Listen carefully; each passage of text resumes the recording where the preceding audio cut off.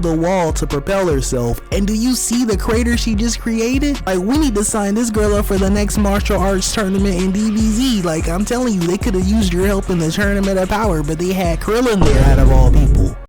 We're only 3.3 seconds in, and my girl Michelle Waterson is already a straight menace.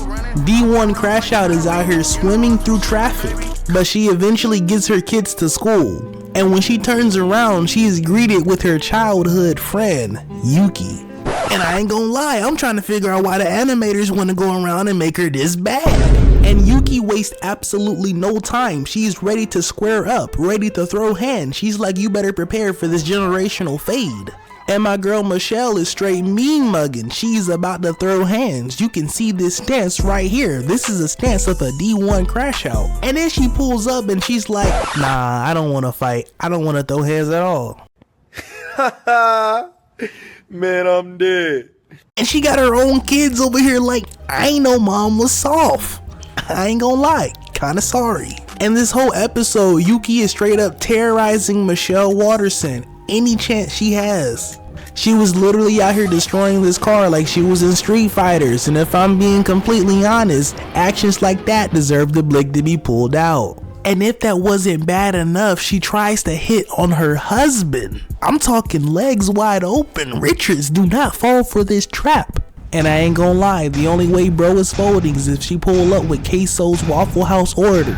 Let me get a grit bowl, 3 waffles, and the rest of the menu, please.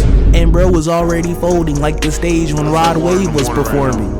And Yuki's daughter pulls up with the whole backstory. These two were out here like Goku and Krillin, where they both trained for a martial arts tournament. And guess what? Michelle won, Yuki lost. And tell me, what is it about anime characters and characters in general holding grudges from when they were kids?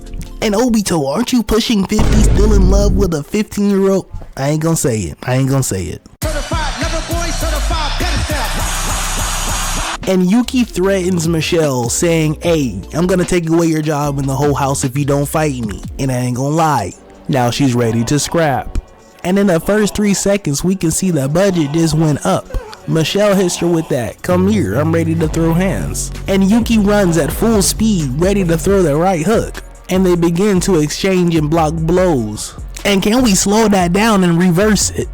Michelle tries to hit her with a punch, but my girl Yuki is Weave Nation certified and gets out the way, knees her in the gut, gets behind her, grabs her by the collar, spins her around, and sends her flying. My girl Michelle goes ahead and hits the stretch, acting like she wasn't giving it her all.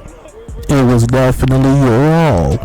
My girl Michelle Waterson jumps in the sky and goes straight for that combo. And the way things are moving, your boy is getting excited. I'm talking about the fight. Yuki jumps off the ceiling and Michelle jumps off the ground and they clash midair.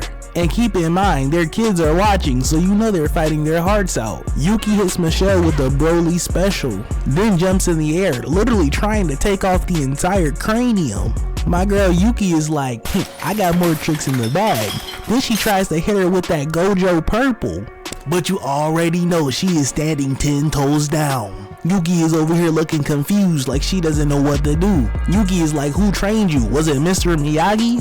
But no, my girl is like, you get this kind of power when you raise 3 kids and a husband. She hits him with the Super Saiyan and then they start spamming Ki Blast. This is not DBZ. And let's just talk about the animation for a second, because you guys better watch out. If Mappa gets their hands on you, you are done. They will throw you in the corner and tell you to get to work, and you won't see your family again.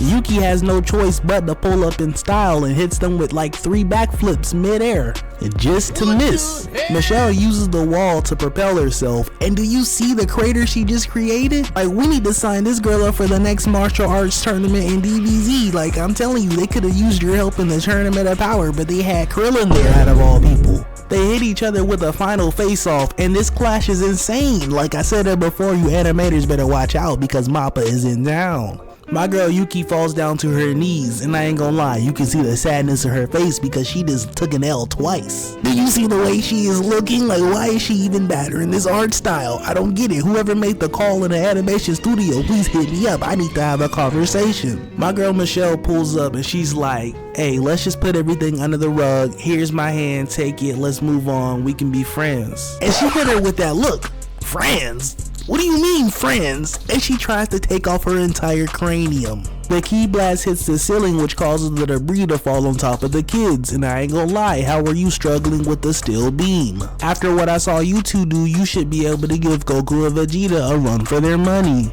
Or at least just Vegeta, cause that guy can't get a win. They decide to work together as a team, and when they finally save the kids, she's breaking down. Yuki's like, I'm sorry, I apologize. And in the end, they decide to just move on and be friends. And I ain't gonna lie, this whole thing could have been solved at the beginning of the episode if Michelle Watterson would have pulled out that 9 and handled business.